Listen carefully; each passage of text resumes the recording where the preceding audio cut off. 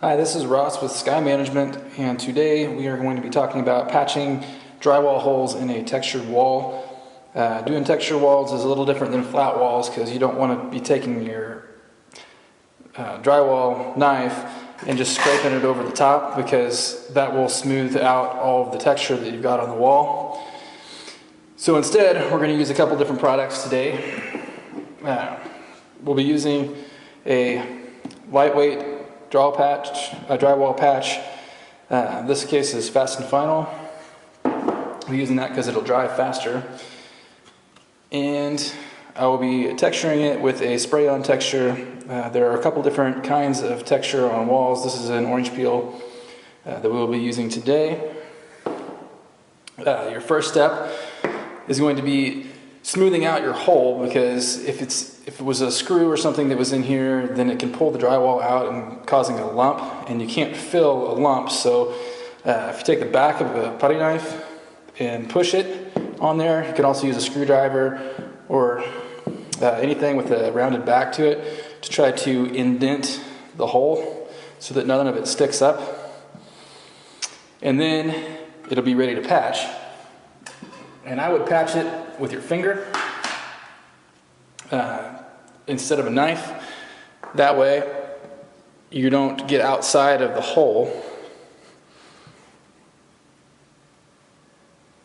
like so.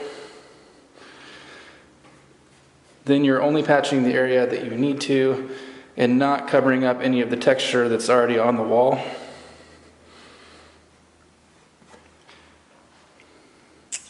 And then it'll be time to wait for that to dry.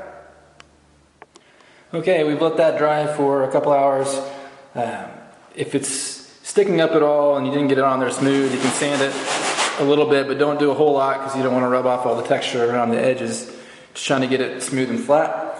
Then we're going to take our texture spray, and you're going to want to do sweeping motions across it, maybe in an X pattern or something, so you hit it going from a couple different directions, and try to get it smooth to the point where it looks like the texture that's already on the wall.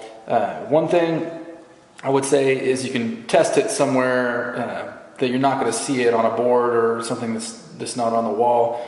That way you can try to adjust the texture, because there's a little adjustment switch on the back of the can to get it thicker or thinner to where it matches what's on the wall already. So you hit it with a couple of sprays.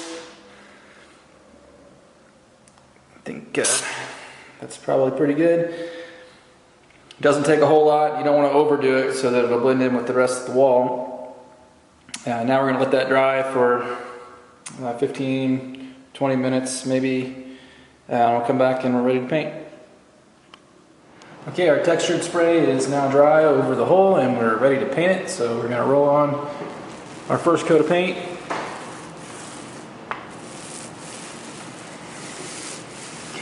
It may take 2 coats to cover it fully, but looks pretty good like this. We'll let it dry and see how it looks. Okay, we got our 2 coats of paint on there and it's all dry.